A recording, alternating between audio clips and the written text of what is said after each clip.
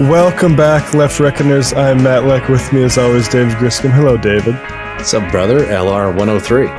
LR103, we've got our good buddy Matt Huber joining us once again to talk about his favorite and one of our favorite topics, which is climate change is class war. At this time, that documentary that wanted to declare a little bit too much victory from getting some meager juice out of a stone. That was the what was it? The Inflation Reduction Act? IRA. As we learned in the interview. Exactly. Because IRA has too many good connotations, in my opinion. But Joe Biden passing the IRA, yeah. That's a little bit too dark branded. We'll have to save that for our sort of wet dreams, yeah. And we'll also have a story from oil country in North Dakota that has me basically spitting mad and unable to there's certain things like Trump when he said that shithole countries about wherever he was talking about, like I'm unable to get that out of my brain when certain things happen here, like cutting the child tax allowance recently. There's certain things where it's like fuck that. And this is one of those stories. But before that, we have David's version of that, which is about to say SpaceX in Texas. Yeah, I mean, this is another thing that's been having me spin mad for a while. We've covered on this show, and that's been, it's so annoying, Matt. Like, we've been doing our shorter videos, like our TikToks and stuff like that, which is great because you get to reach a bigger audience. And I'll say I usually try to ignore comments, but like the stuff we get on those sometimes really infuriates me because all these right wingers now will basically say like, "Oh, y'all are just mad because Musk bought Twitter," and that's actually something like in the relative scheme of things, like I care the least about. And first of all, let's dwell on that. Okay. One, I kind of always wanted him to because I feel like it puts his entire shit at risk. So like I want him to fail. I don't think he's going to succeed. This idea that there's all his little venture capital guys, which that's so funny. These things be like, you're just mad. Like, no, you're a cuck for venture capitalists. Yeah. Like all Jason Calacanis and all these different dweebs that were pushing NFTs a few days ago saying like, oh, isn't it weird how the website still loads? Like, okay, well fucking done. Well, how's your revenue at? Right? Is that part of the business? Like no, they're completely like that's completely fucked up. That's a lot of the stuff that they trim. So like I was never someone. This is one of the things. Him getting involved in this shit. Like I just wish he was more involved in Twitter and less involved in putting implants into monkey brains and having racist car factories and fucking up Texas with rockets. Yeah. And like that, well, that's what I was going to say is like what pisses me off about those comments in particular is like, you got to give me a little bit more credit. I've been a Musk hater for a long time. And again, because of the shit that he does. I care much less about the public persona and the stupid things he says in interviews and on Twitter. I care about what the effect of having somebody like that have access to tremendous amounts of power and be able to basically buy governments and do what he likes. And so, to add to another chapter of our, Musk reporting, I first want to refresh people on something that's happened in South Texas. Remember, he came here not because he loves Texas or thinks the culture is cool. He came here because he thought he could get away with shit. And for the most part, our government here has been basically proving him right. Whether or not it's been from my hometown of Austin and Travis County, giving him tremendous amounts of money for his gigafactory where he wasn't paying his workers, was putting them in extremely dangerous positions. To what's been happening in South Texas with his spaceship launching facilities. And we had couple months ago on the show last year, about a year ago, actually, Bekah Hinojosa on the program, who was arrested, held in prison, and they didn't even tell her what she was being charged with, pulled out of her home in the early hours of the morning. They refused to give her her glasses, were basically threatening her, alleging that she might have put up some anti-Elon Musk graffiti on a publicly owned wall. Right. And again, whatever, the truth of those charges, like the way that the state jumps in there and tries to threaten and harass somebody should send chills down anybody's spine.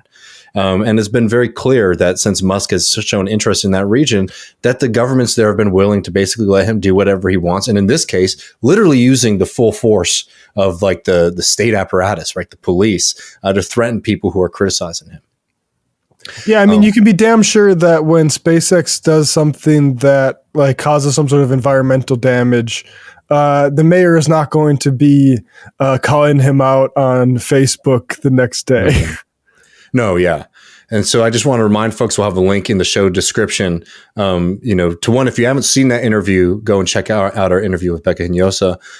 And two, if you can, specifically, anybody's welcome to, but it means even more if you are from Texas or from the region, to sign this petition, tell the city council of Brownsville to drop the charges against Bekah Hinojosa and investigate Mayor Mendez for abuse of power, which I think is a very, very reasonable claim and request.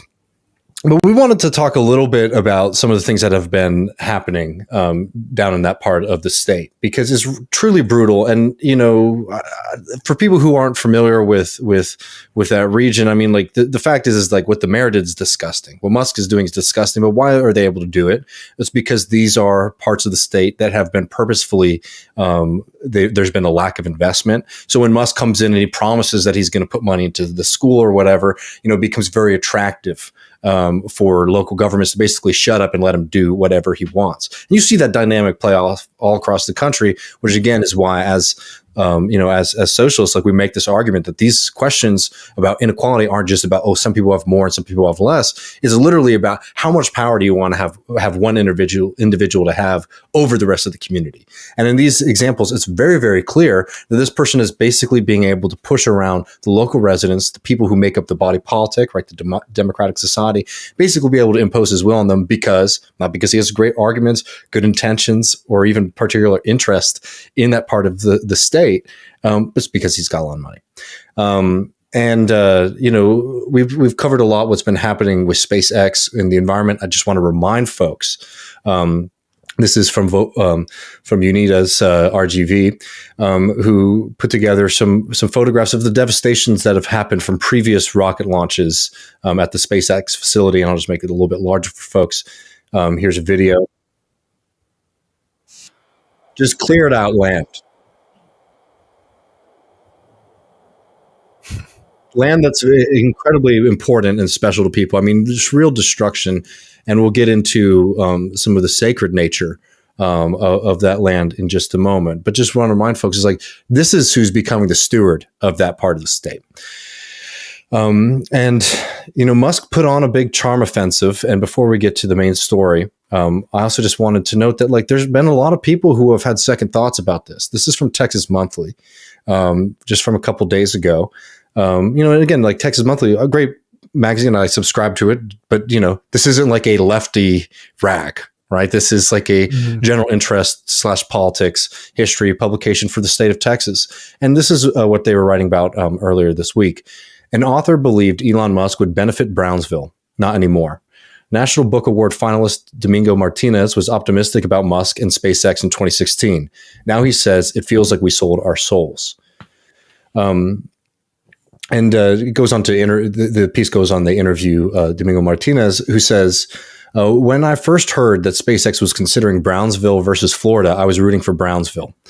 At the time, SpaceX was promising to revolutionize extraterrestrial science.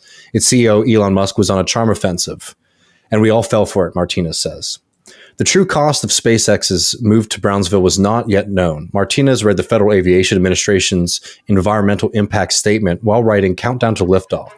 But he says that despite the document's hundreds of pages of research, appendices, and comments, it fell short of predicting the full effect of launch failures would have on the area. There had been there has been noise pollution that scares away the migratory birds that attract bird watching, winter tourists from all over Texas and beyond, the scattering of debris from equipment explosions, and fuel drops in the Gulf of Mexico. Martinez says that Brownsville residents expected there to be some environmental impacts, but few expected it to be so immediate. Looking back at Countdown to Liftoff, Martinez says he regrets giving SpaceX the benefit of the doubt back then. Quote, it feels like we sold our souls. He especially laments the loss of his once pristine patch of paradise. Future generations aren't going to experience the freedom of being alone on Boca Chica. Gone, perhaps, are the days of driving to the beach in a pickup truck full of beer, wood, and meat. That was a great weekend, Martinez says. I'm afraid with the introduction of SpaceX, that's not going to be possible for very much longer. And, there's so many different facets of the fallout and the consequences of SpaceX being there. And, one, I think it's really critical to remember that very much like a lot of these kind of development promises that come into a community to say, we're going to come here, we're going to bring economic development, we're going to bring jobs, people in areas that need jobs, that need investment, that need these things are understandably might be attracted to that kind of thing, right? We need investment. We need investment in communities like Brownsville, right? We need investments in lots of South Texas. We need investment all across this country. But the fact is that when these companies come in there, they don't do investment and uplifting of the people around there. They bring in outside hires. They bring in people from wealthy parts of the country to come and live in parts of the country where, the general population is not doing very well. And, all the promises, the sparkling promises that Musk made have fallen flat. The thing is, like, we make fun of Musk a lot for like the bullshit when he promises stuff with his cars, right? Or the robot that they were supposed to build that never materialized, and that's funny. But he does the exact same shit when it comes to local governments across the country, from things like this to like his boring company. Like, there are needs to build transportation solutions in a lot of parts of the country. He'll come to a municipality or a city and say, "I can do it much cheaper than the competition. So give us a contract." And if you've seen with the boring company, every single one of those contracts has failed. Right? The only one existing is the goofiest, most dystopian loop in Las Vegas, which has become a punchline at this point. But the point is that like Musk comes in these communities, he promises a lot, and he just doesn't deliver. And luckily, there's been pushback, and people in the communities are demanding more. But for the most part, these demands are falling on ears that don't want to hear their criticisms. And I wanted to talk a little bit about another dynamic that's sort of come to light in the past few weeks, which has been Musk's relationship with the indigenous people of South Texas. So Musk's over the weekend, last weekend, there was a big protest outside of the SpaceX facility with many members of the local community and also members of the Carrizo Comecrudo tribe, which is an indigenous tribe to that region of Texas, demanding that they get to have a fucking meeting with Elon Musk. Right, the community legend himself has refused to meet or listen to the community concerns or the indigenous people's concerns as to what his moving there and what his company's activities have meant for folks in that community. And this is from a piece in Yes Magazine entitled "Defending Native Sacred Sites." Hold up. Defending Native Sacred Sites from Elon Musk and SpaceX. And the thing is that this land is very special to a lot of people on an emotional level, on a cultural level, on a historical level. But for the indigenous people, this also holds very important spiritual sites, burial grounds, places where people come to do ceremony and to be connected to their culture and their history. And Musk is basically not only are people regularly refuse entry to their historic and important spiritual land, they're also burning it. Like, they're fucking blowing shit up and causing fires and just untold destruction to a part of the state that has tremendous amounts of historic and important spiritual wealth for the Carrizo Comecrudo tribe. And this is from this piece here. I don't think they understand what a sacred site is because they have no connection to anything that's sacred to their lives, says Juan Mencias, chair of the Carrizo Comecrudo tribe of Texas. But going down a little bit further in the piece, it says, but what concerns Mencias most is the planned expansion of the launch center and the possible destruction of ancient village sites and the artifacts and human remains they contain. The launch center was originally designed to handle smaller rockets, such as the SpaceX Falcon 9 and Falcon Heavy vehicles, but the company is switching to the much larger Super Heavy and Starship rockets that will eventually place thousands of Starlink internet satellites into low Earth orbit. The company plans to launch up to one rocket a week starting next year, requiring a large support facility and additional launch pads. So, even what was promised, in the positive side hasn't materialized. And then what people were giving up potentially, they're expanding on. They're taking more than what they asked for. And the worry is, if you've seen the destruction from these smaller launches, what these larger scale rockets are going to mean for the community in general. And unless you had anything to add, I have this clip from the protest over the weekend, because over the weekend, 47 lawmakers from the state of Texas went down to meet with Musk and managers of the facility and members of the Crudo tribe and members of the larger community were out there to say, can you fucking have a conversation with us? Can you listen to our concerns and our demands and treat us as, residents of this place, people who have deep ties to this land, unlike you who've just come here and, plopped millions of dollars into this area and act like you get to own an entire region. But here's some of the clip.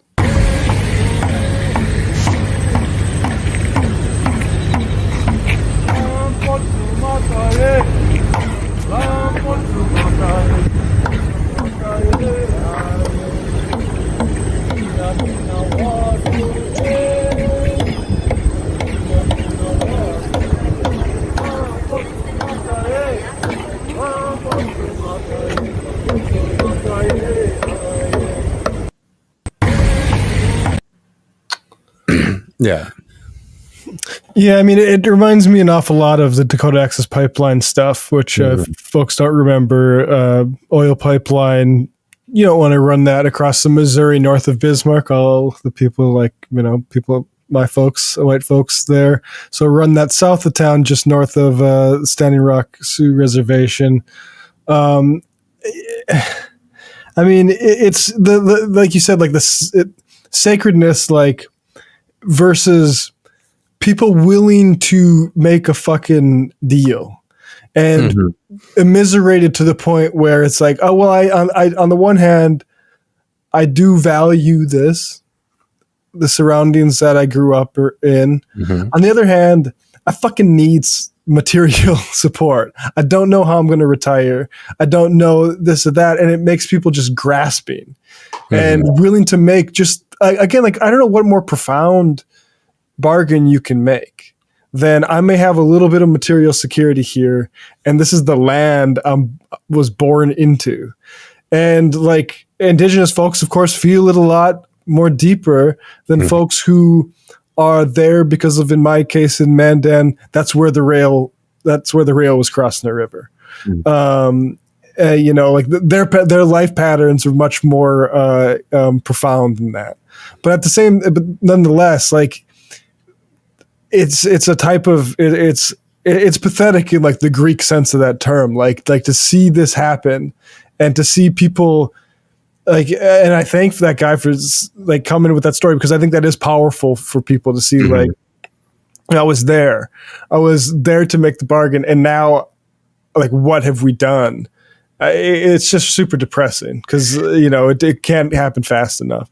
And again, there's so many. It's multifaceted, and like similar fights. By the way, like this is one thing that's really brutal about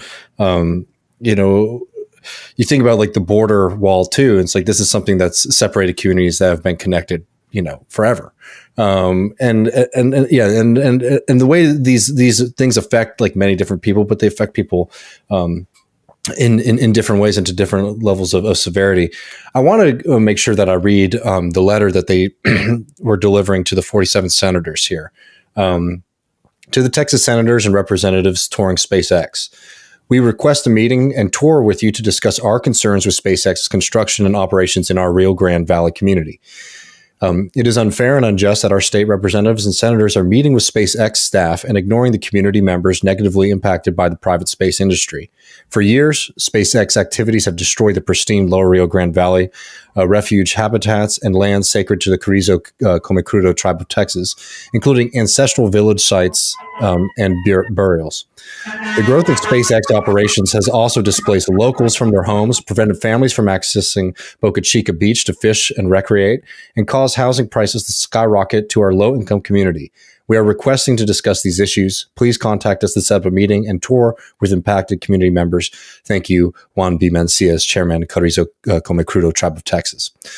And that's another thing too. Like, again, like if you want like more information, you can go and check out our interview with Bekah Hinojosa. But like one aspect of this too that's like really devastating is that they're shutting down entire regions of the area, particularly in Boca Chica, whenever they want to do a launch. And what that means is literally the police will come to your house and say, hey, you can't leave for the weekend. If you want, they'll put you up in like a mid-range hotel, and then maybe we come back on Monday. People who like own their homes are being told that they don't even have access to that anymore. I mean, that's how extreme, this fight is. And like, look,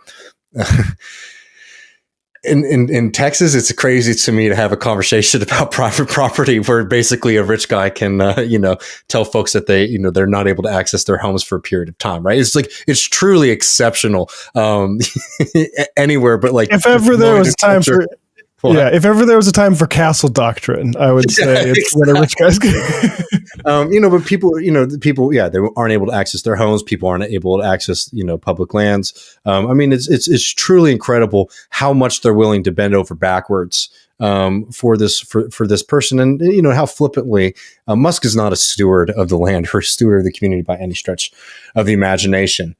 But should we get to the other thing that's going to get us fucking super hot, Matt? So on the original tweet, and also shout out, the original video came from another Gulf is Possible. I discovered this, and I will say I've had a hard time reacting to it because it fills me with a certain kind of rage. This is the original tweet with the video, and this fellow here, Austin Barnard, responds, bunch of NPCs. And if folks aren't familiar with what that terminology means, it means non-playable characters, which again is extremely nerdy terminology. It shows you a little bit about where these people's minds are at. But two, it's denying people's humanity, right? It's saying that they aren't actors, right? They're not capable of, participating in society, participating in the world, right? And the game reference would be like, they don't, they're scripted, right? They're completely controlled. I mean, an incredibly dehumanizing thing to say about anybody, but I think exceptionally knowing the history of this country, knowing the history of this state and the indigenous people here, I mean, it's the height of nastiness. And look, I don't usually bring up random Twitter people that piss me off, but it's a SpaceX boy, a SpaceX employee over here. That's their front facing look when people are saying, hey, it'd be mighty fine if, you folks could listen to us and hear some of our concerns. I mean, that's the mentality of these people, right? Yeah. Incredible dehumanization, along with just destruction of people's communities, the destruction of the land, and a sense that, like, they're above these people. I mean, it's truly something that should make you see red.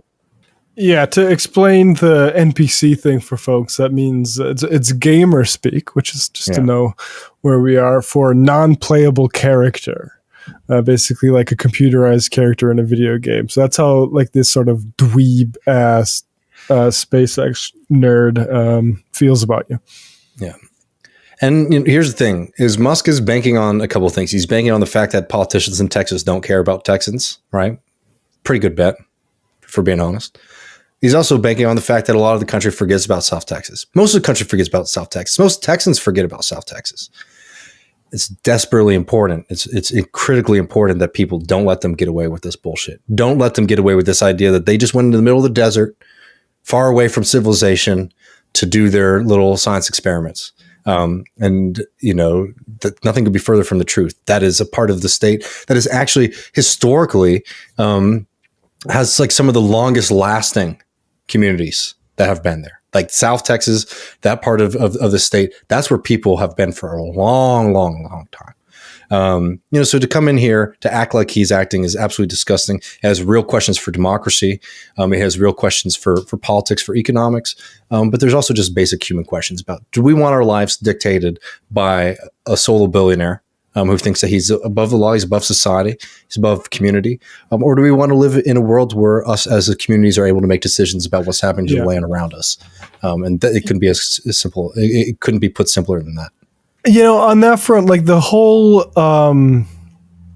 let's go to Mars thing, I honestly think, and it's not something that I've always been immune to throughout my life, but I think it speaks to a certain type of antisocial sickness of the heart. Oh, absolutely. That you are willing to sacrifice locations that have sacred meaning to people here on Earth and a history for a place with none of that. Yeah. There's no Paris on Mars. There's no shit. It's going to be bleak for generations. If we could ever do it, and we can't do it soon, you will not see it. And that's what when people say I remember watch a Neil deGrasse Tyson podcast, be like, if you could go to Mars, well, what if it meant you could only come back once every 20 years or something like that? I was like, I'll stay here. Yeah. Right, I'll stay here and travel. I'll see New Zealand, and where there's actual shit to do there, and animals and stuff. I think people. You're very. I think you're. It's antisocial. It's really like Mom's Basement style in the worst possible way, which is no shame to people who live back. But you haven't graduated into the real world. If you think a space colony is that's not, there's nobody there, literally. Yeah. Well, I mean, yeah, I know totally. Look, I'm all for, a future of space travel and for, exploring that and building that up. But that's not what's happening here. I mean, this is a plaything of an incredibly rich person who's making good money from this shit too. And of course, the irony is not lost on me that Musk sort of is put a halo on his head over the electric vehicle thing and literally destroying the environment in South Texas. But again, folks, there's a link below to go sign that petition in support of Bekah Hinojosa. That's something that I think is really important. And we'll certainly be covering this as much as possible. We're going to jump over to our interview with Matt Huber, the author of Climate Change is Class War. It's always such a pleasure talking with Matt, and then we'll be right back with another segment for you folks.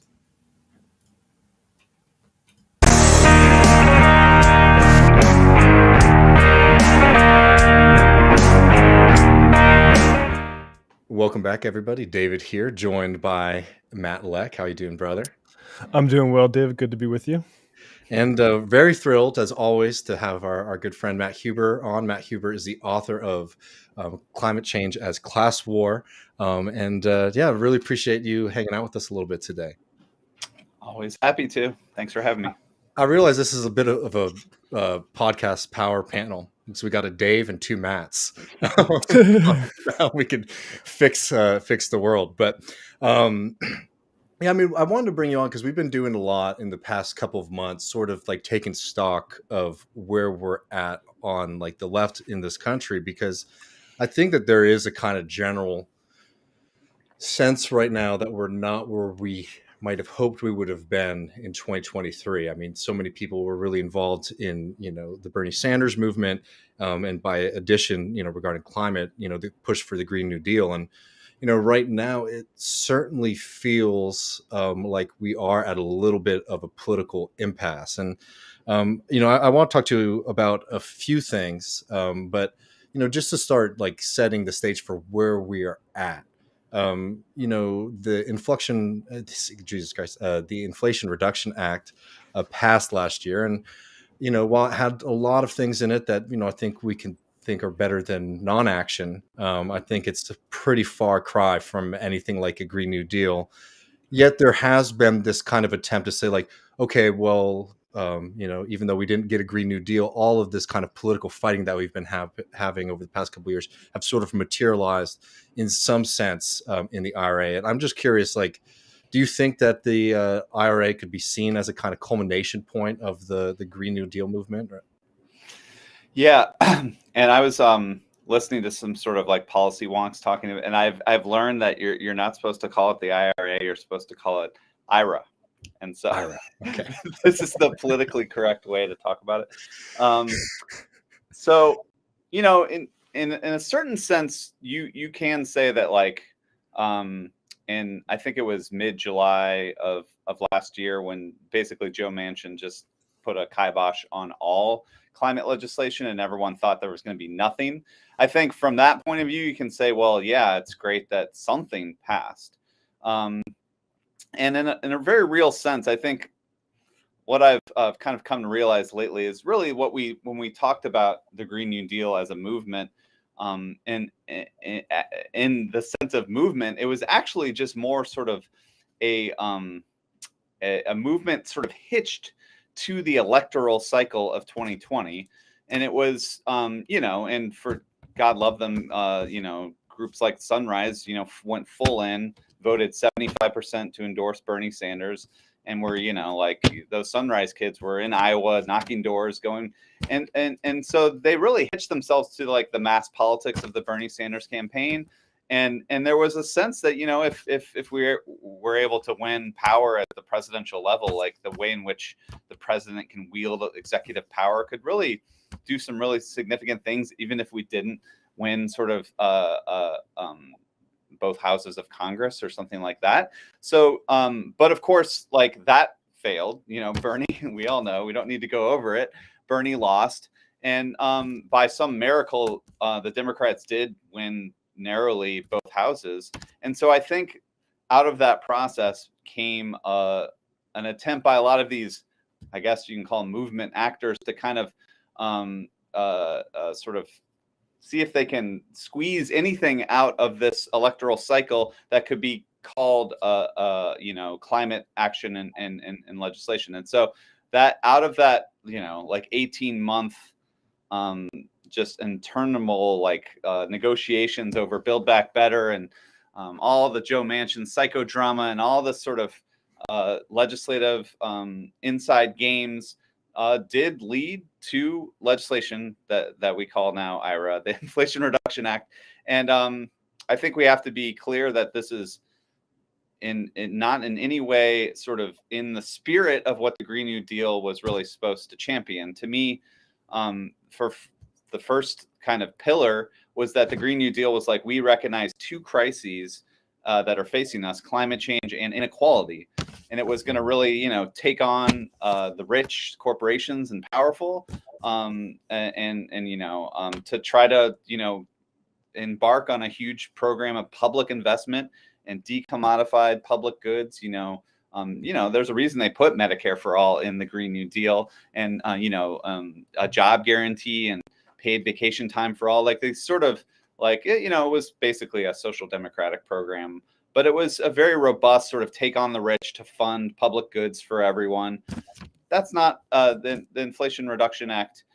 It's very unclear to understand if it's doing anything to ameliorate inequality at all. What it is a bunch of tax credits that are meant to incentivize investors, capitalists, private capitalists to build out the clean energy if they find it profitable for themselves to do so.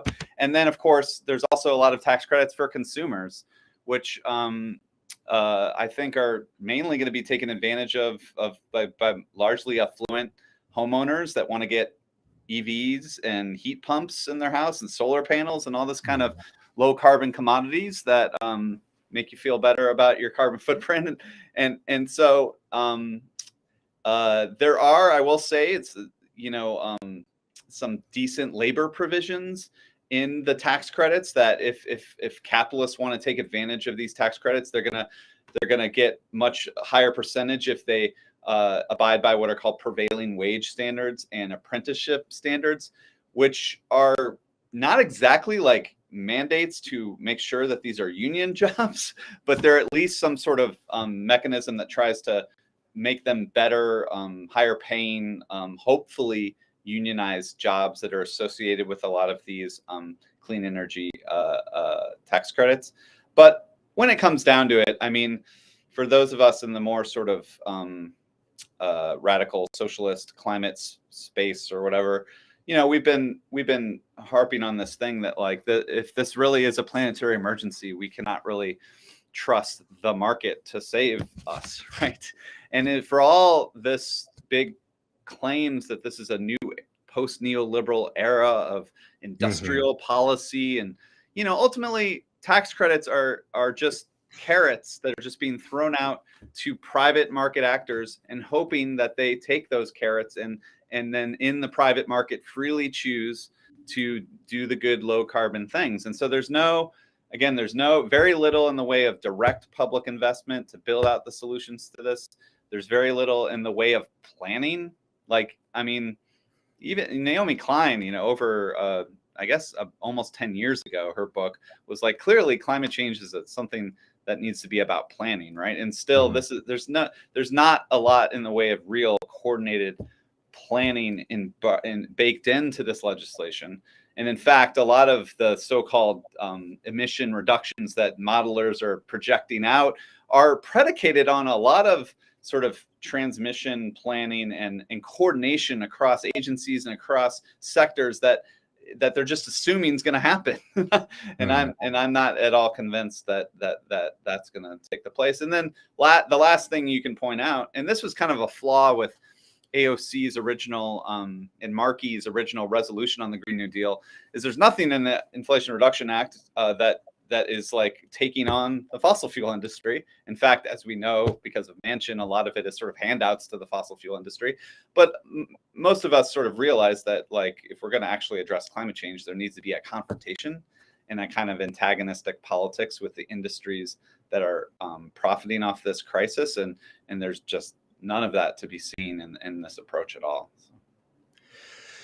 Yeah, I mean, I'm curious what you think about this framing, but you know, what I see with a lot of like the green movement that was like attached to like the Bernie Sanders movement is like a lot of things, frankly, you know, doing a little self-criticism here, is like problems with like the DSA stuff too, where you know, we all like to talk about grassroots politics, we like to talk about mass politics, but for the most part, structurally, the thing that made all of that stuff at the get-go mass politics was that it was attached to the Bernie Sanders campaign. And now without having the Bernie Sanders campaign, the connection to the grassroots or mass movement, mass politics feels a little bit limited. And I think you can start to see that in the different ways that different kinds of groups that are going, but more specifically, like a lot of the environmental movement, like being very interested in like having access, or like even like the way that Biden and the government's talking about like the IRA or like things like that.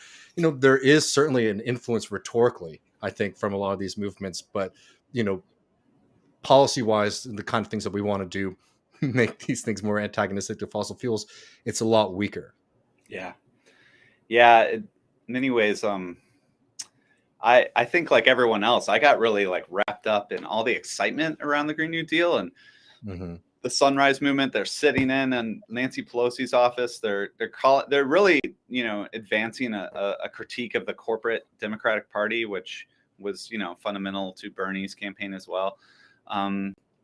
But when all the smoke cleared, you do sort of realize, and I just wrote this review of this film that kind of traces the Green New Deal movement from particularly that sit-in in Pelosi's office. But once you realize that these movements are actually rooted in organizations that that don't actually have that mass base whatsoever, and in fact, these organizations are basically rooted in the same kind of NGO, foundation funded, top down kind of organizational structures that have really plagued the left for many decades, right?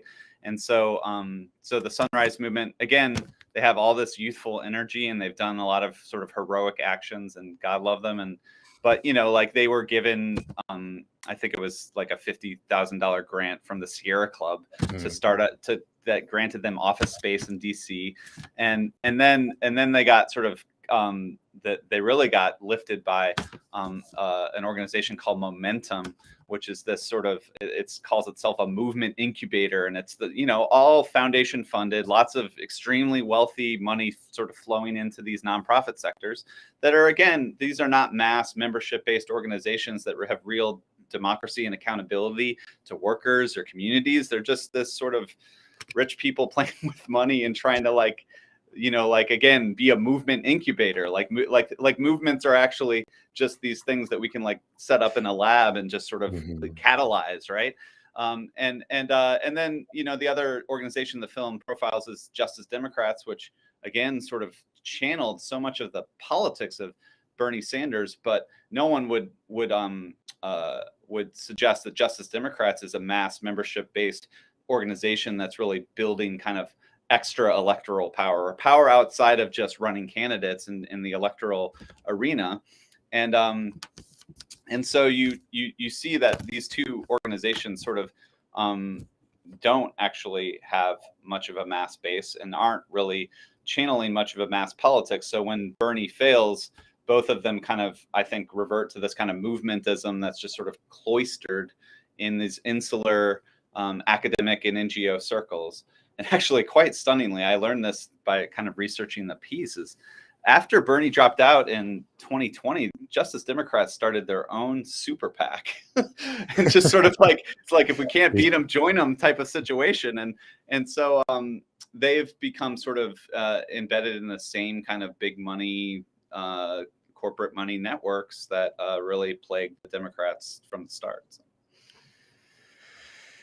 Yeah, I mean, I think that let me just jump in. Like the thing that, like, for my, like, I think we all agree, like, we need the confrontation. I think the problem you see is like, then I think because of the NGO sort of background of these is like, because I can understand, like, let's say you're a perspective of a young Sunrise person who was doing the sit-in, right? It's like, well, I confronted them, I did the confrontation, and then like, I guess, like, what I'm saying is like the staging for these confrontations is almost as important as like getting either AOC or these activists to say we're confronting you right now.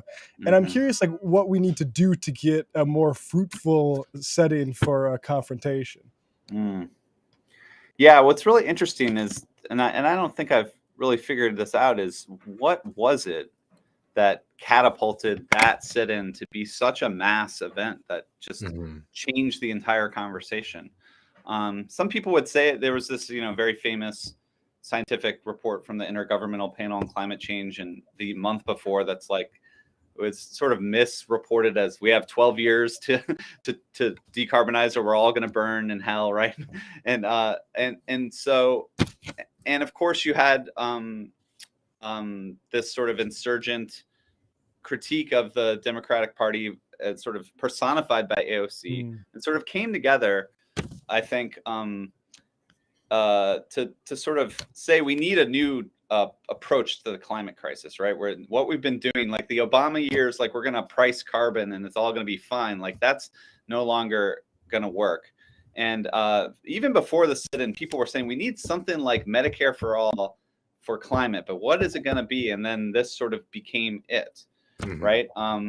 But what's a little bit depressing is that once again the Bernie Sanders campaign ended, you know, Sunrise actually, when 2021, when Biden's in office, that pretty soon they start doing sit-ins again. They start doing, they blocked entrances to the White House. They did a hunger strike in front of the White House.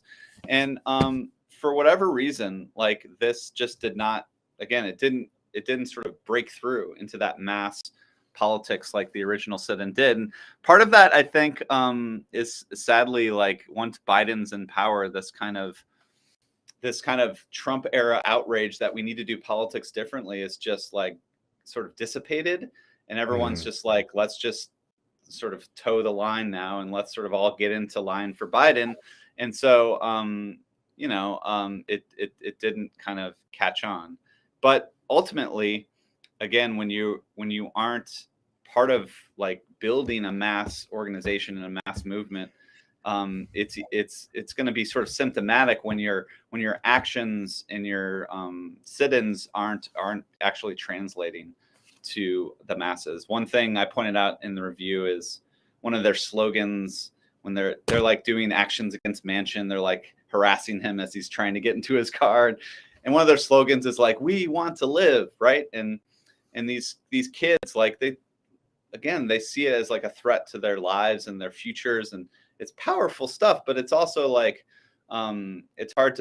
it's a very abstract, like, we want to live, and this sort of notion that climate change is threatening life for all of us is again not necessarily like the same spirit of the original sit-in, which had signs that said "green jobs for all." Like, for people under capitalism, like, that's a slogan that people really see, oh, that would improve my life right away. And "we want to live" is sort of like, wait, what? I am living. I don't, so it's you can see in the film as they kind of revert to a kind of moralism around the climate emergency that I think has less traction with the masses of people than something like, we want to give you a job and give you free healthcare would have. So. Yeah, I think that's the most depressing part that you point out in the film is like they fundamentally say, yeah, why do you think this is going to work? Well, we have faith that this is, and like, well, okay, I'm glad you got that. Yeah, and it's depressing too to have gone from, a couple years ago, a lot of this environmental movement being attached to, again, the Bernie Sanders campaign that's saying like American working people are being abused and they need to have a better life and should have a better future. And now all these kind of really, I'll put them out like, very pessimistic and sometimes anti-human politics that are, becoming popularized, where it's like, well, no, actually Americans are all fat and they're comfortable and their standard of living should decline. Like, that's not one. I think it's really important to hit 2 points here. One, that's politically foolish. And two, by the way, folks, it's not very ecologically or economically sound. I think a lot of times you can make excuses if you think the science is behind it, but like, I was curious, like, you were sort of hitting on this, was like what we're sort of getting at, but like the long term, the ability to think of the long term, and the kind of like emphasis on how how close we are to midnight, to use that phrase, to borrow that phrase. What kind of effects do you find that like having on the movement? I'll just say like really quick, like Leo Panitch, somebody who I really respect a lot. This is not even like coming from the ecological point. This is coming just from politics. He said, even if it's true that we only have like 10 years to do something about it, we have to be able to think in terms of 20, 30, 40 years if we want to build movements that can that can win power and transition the system. But I'm curious, like, what you think about the kind of predominance of that kind of like, this is it, like we are like the sun is setting and this is the last sprint to the light. Yeah, I think that's why the sort of Bernie route to power was so attractive for a climate person, just because you just shortcut your way to the most powerful office on the planet. And you can see a lot could happen. Of course, the capitalist class would try to prevent anything he would want to do. But so there's this, this allure of, it's a shortcut, right? And it's a shortcut through electoralism to sort of like, we can build socialism through directly through electoral campaigns without building mass organized, powerful left and working class to begin with, right? Because there was this sort of weird, almost reversed theory of change that Bernie was very smart. He would be on the campaign trail and say, listen, I'm just one person. There's no way I can achieve this without, millions of people standing up and going into the streets and demanding change. And so he was going to be the organizer in chief. And so he was going to, like conjure a mass organized working class movement from the Oval Office, the bully pulpit. But that's not typically how historically left movements have built power. It's typically the organization that comes first, the union power and things like political parties that are embedded in communities and working class areas and really delivering concrete material gains that convince people to become part of an organization and build the power with them. And so that was, as we know, just absent. And once this sort of like gambit for the largest, most powerful office on the planet failed, then we're sort of left to confront that lack of organization. And I love that quote from Leo Panitch, because he's exactly right that building the working class, building organized power takes a lot of time, and it's really hard. And it can't just be conjured because we're in an emergency. It's going to take time.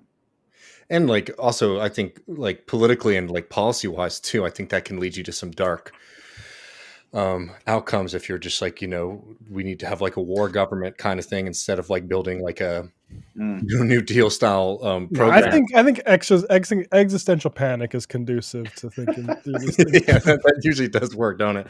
But we keep bringing this up, and I know when we bring on the program, we talk about this a lot. But like, I want to put some meat on this, Matt, if you could, because on the left, everyone likes to talk about labor and unions, right? They do say we like unions, we like labor. Yeah. But if you look fundamentally at the politics right now, it's like, could you say that like the DSA, Democratic Socialist Movement, et cetera, is very attached to labor? I mean, there's certainly a decent amount of labor members, and I'm not trying to mitigate those folks, but it's nowhere near what you would want to talk about, like if you're talking about a real working class movement. Beyond though, like what I'm saying is like there's this. Oftentimes, it's like it's a moral thing. It's like we want to have labor on our side because those are the people we want to fight for. So it'd be good to have them on our side. But like really practically, like for the environmental movement, I mean, why is it so critical not only for us to have like labor buying into policies that we want to be fighting for, and in the interregnum, like while we're trying to build up the capacity to do that, why maybe we should be listening to people who work in industries like electricity and powering the society? Yeah. There's one thing that I really tried to get across in the book, which is that this is fundamentally like an industrial problem. Like it's about our industrial system, how we produce energy, how we use energy. And it's about that kind of dirty and belly of the beast of the industrial system. And actually, like for this fossil fuel industrialized system, there is actually quite a bit of, even with the horrific declining union density. I mean, this is a part of the economy that still does have relative union strength and organized power that still exist. But for the environmental movement, I mean, it's risen up in historically, it's risen up in often antagonism with those industrial unions, right? You get a lot of environmental movements has been ultimately about blocking pipelines or coal trains, or sitting in trees to prevent a forest, like logging. And sort of this environmental activism that's Naomi Klein, I'll cite her again. She called it blockadia. This sort of like we're activists, we're blocking harmful industrial development. That I think has sort of infiltrated the entire kind of environmental movement and there's a deeply entrenched kind of feeling that these industrial workers, they're kind of bad and problematic, and that a lot of them, or they have bad faith, like they don't understand the industries that they work in. Yeah, they oppose climate action, they're racist, so there's a writing off of the very workers that are in the heart of the system we need to transform.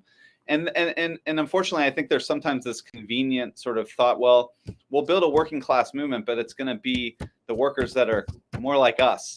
And typically that means like teachers and nurses and care workers, right? And there was just an article on this in this magazine Nomia about the new designer economy and this new sort of era of industrial policy.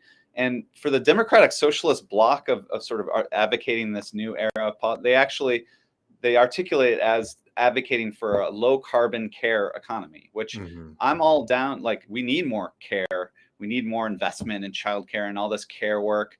But that's not actually going to solve climate change. If we're going to solve climate change, we're going to need electricians and carpenters and construction workers. And it's going to be about building a whole lot of material industrial infrastructure that's going to have to harness those workers. And as it happens, like there's reasons why the manufacturing sector or this industrial sector has been more conducive to labor organizing, because it's often requires bringing lots of workers together in centralized areas that have to sort of be together, and then they often organize together.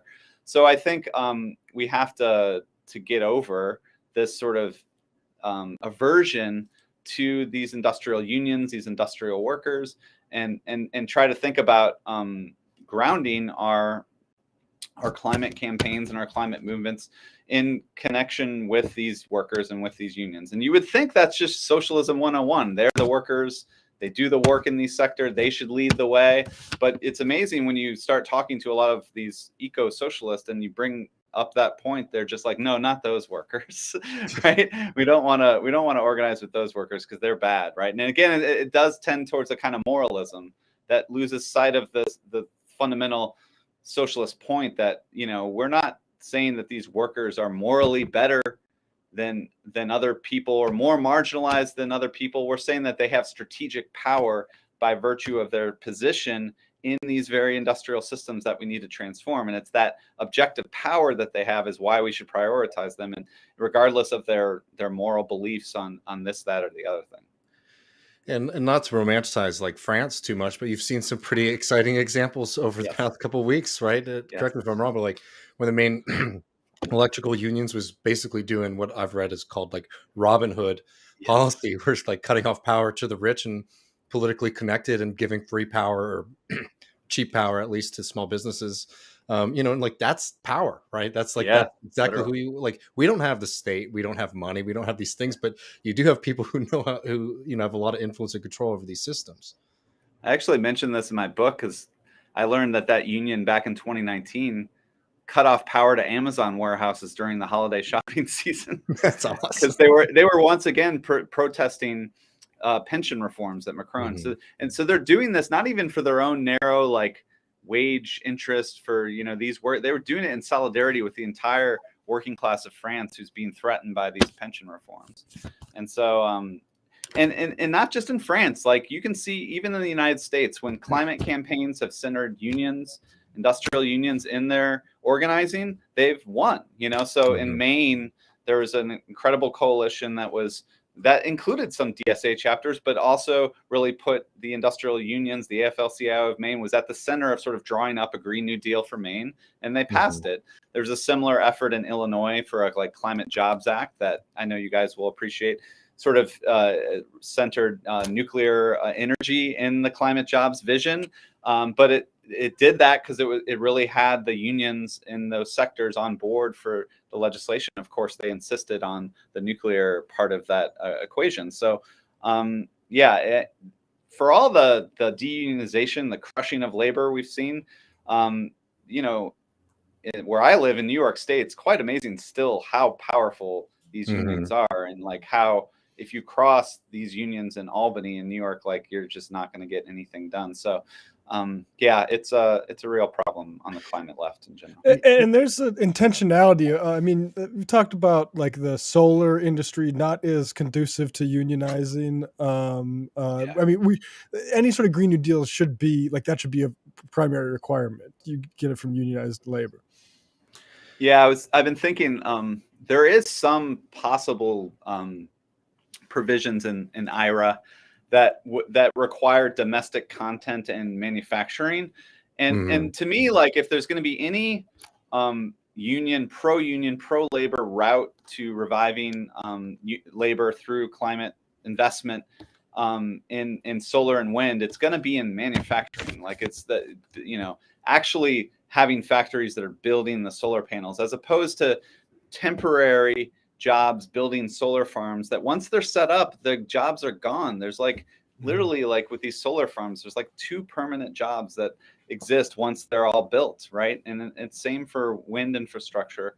So if you can get actual factories that are producing solar panels or wind turbines, that I think could be a route to more unionization, but otherwise not so much. I mean, just from like a national competitiveness standpoint, not having solar factories seems like if I'm playing Civ 6 and I'm preparing for the next like 4 decades, I'm like, I want some of those solar factories locally. But you know, but Matt, like one of the things that's tough with that even is that like, you know, and again, like people I generally support, but you know, you've seen a lot of pushback from squad members on policies that are trying to push for more domestic solar manufacturing. Yes. Because, you know, it comes off as like anti-China, and I don't know. It's just like you have to have a little bit of courage and a long view to be able to do these kind of. I don't know. It's just like for me that shows like a complete lack of coordination between, you know, these members of Congress and some of the people in the movement. I'd like to be more influential.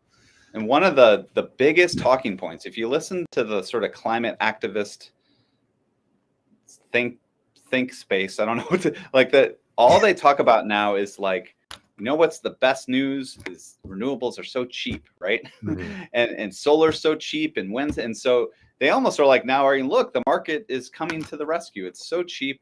But unfortunately, if you're a Marxist and you see that there's cheap commodities, there's probably some significant labor exploitation that underlies that cheapness. And so that's there's a reason why China has dominated the solar production market.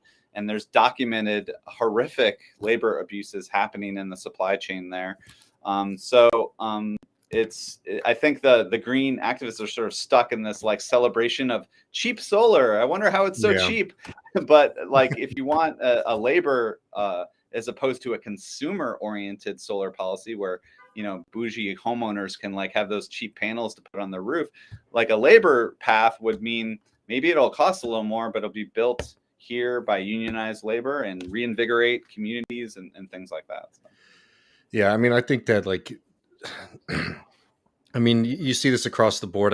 Just as like a challenge to the listeners, it's like, when you just talk about me for a second. For a long time, when it came to climate policy, I believed in climate change, all that, obviously. But for a long time, I was like, I'll just support the climate people, right? And then I started I started reading more, and then got introduced to your work. I started realizing, well, actually, it does sort of matter how we transition, and what that transition looks like actually matters a lot.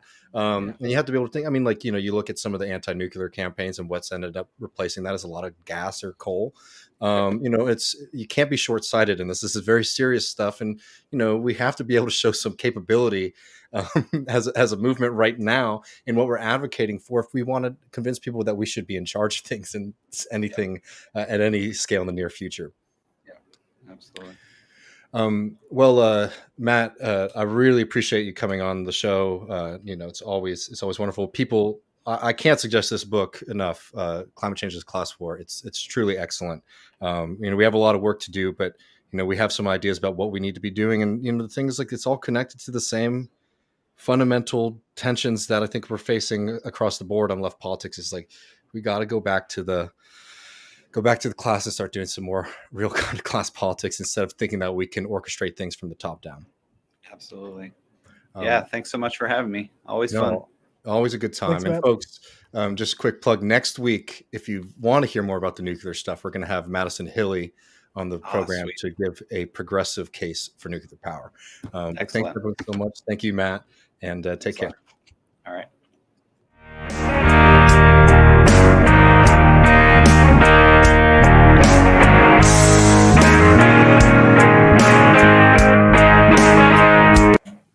All right.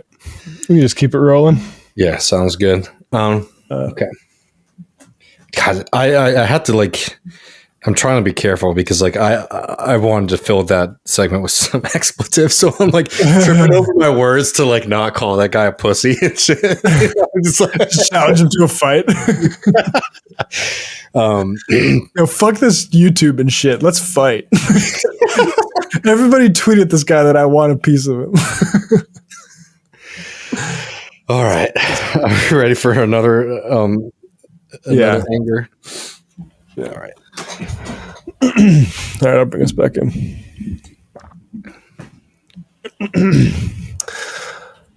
Welcome back, Left Reckoners. Now that we've got our heart rates back down to a normal speed with that great discussion with Matt, let's move to the thing that's going to piss me off today.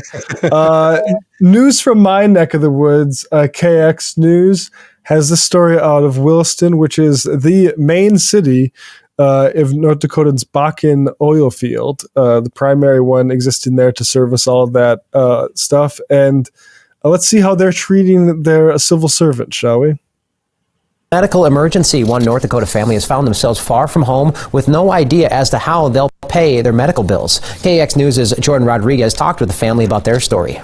On November 11th, 2022, the Reese family got the news no family wants to hear. Their 2-year-old son, William, was diagnosed with leukemia, a cancer that, if not treated, can be fatal within months.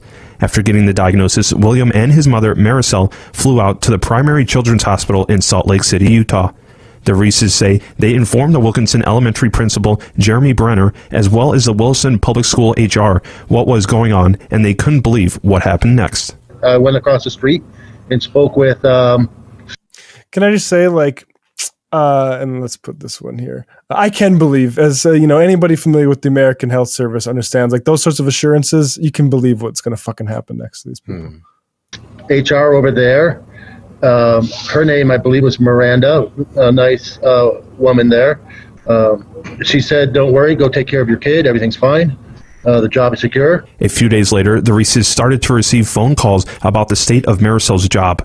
The Reeses stated that after a conference call, Marisol and her family were left with two choices: voluntarily quit and be eligible for rehire at a later date, or be let go. I really need to keep my job. I'm the only source income here in the house, and I really need my job back. With William's father, Thomas, recovering from a collapsed lung due to COVID, he is currently not able to work, making Marisol's insurance the only one they could use. But after making the tough decision to quit, her insurance was canceled. The family was unable to get insurance in North Dakota because they now live in Utah, and they weren't able to get insurance in Utah because they aren't residents. We're like trapped in a void. We can't get insurance from either part. And the hospital here has fantastic financial planners and fantastic social workers, but they're telling us they've never seen anything like this before. This dilemma leaves them no other choice but to pay out of pocket. For KX News, I'm Jordan Rodriguez. KX News contacted Williston Public School District and the Wilkinson Elementary School, but have not yet heard back. A GoFundMe account has been set up in order to help the Reeses with some of those expenses. To find a link to give to the cause, you can go to kxnet.com. Yeah, so I appreciate KXNet including the link. I have it here. I'll include that as well. But I do want to say, of the $50,000 goal, they've raised under 7,000, and hopefully we can boost those numbers a little bit. But this system, where all of a sudden, and I don't know what's going on with that school district. There's no reason they should be short on funds because of how much money is flooded into that area. But I have noticed that different financial directors in different news stories have stepped down in the past few years. So it sounds like there's some shit going on there, which would be like, the resource curse coming to my home state, I guess, maybe.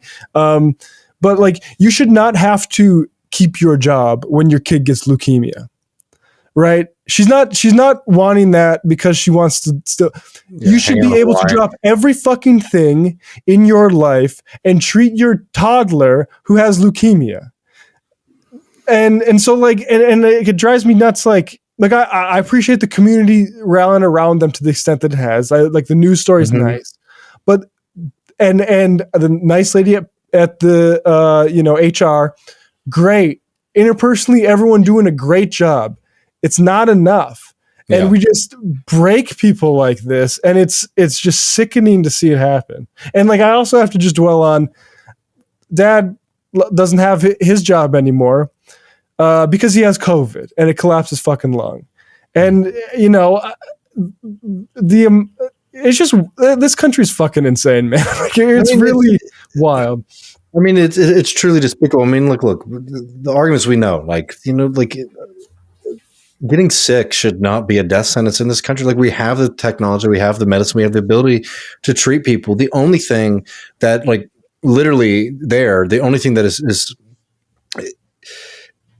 the thing, like, this is, people who have dedicated their lives to public service, looking out for the community. The community is trying their best to look out for them. But again, what is this in service to? It's in service to private healthcare system. Right.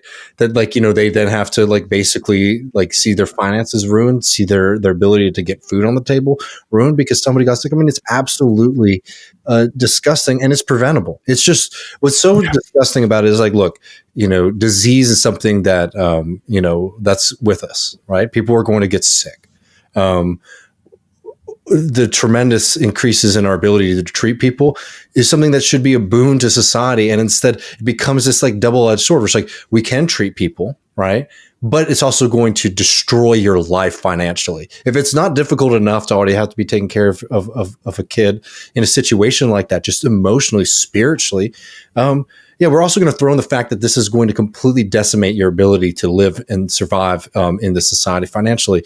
Yeah, and it's so fucking preventable, and it's hard because it's just like there's so many horror stories out there, and every time you see it, it's sort of like maybe this will be the one, right? And it won't until people get together and build a movement and say we're not going to put our neighbors through this, we're not going to put ourselves through this anymore, because it doesn't serve us, it doesn't help any of us. No, the only people that it helps off are the financiers behind our private healthcare system who are making a bag.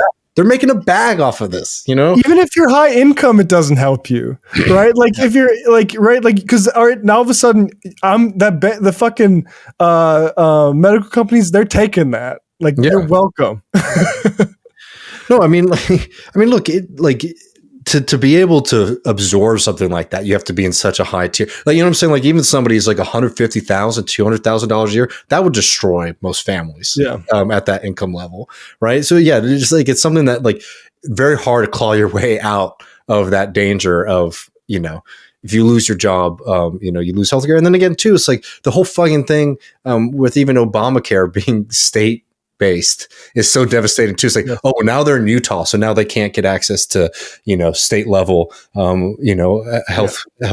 benefits through Medicaid.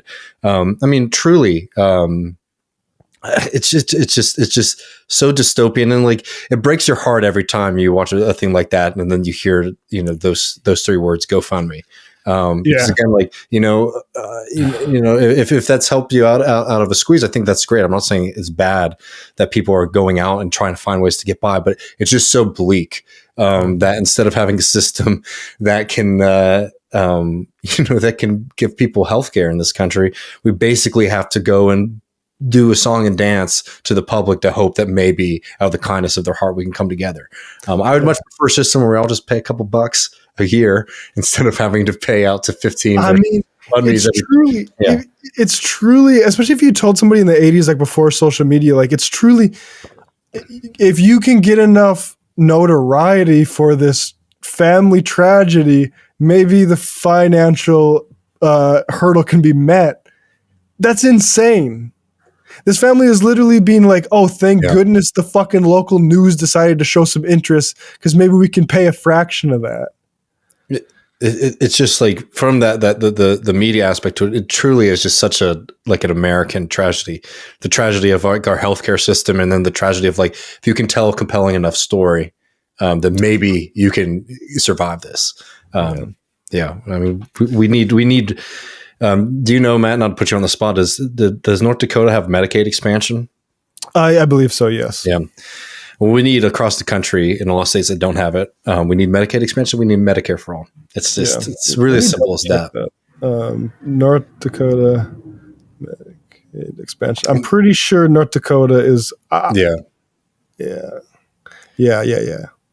I mean that just because that creates such a nasty cliff for people. So South Dakota adopted it but didn't implement it, but North Dakota adopted and implemented. Yeah, good little North Dakota supremacy there for you.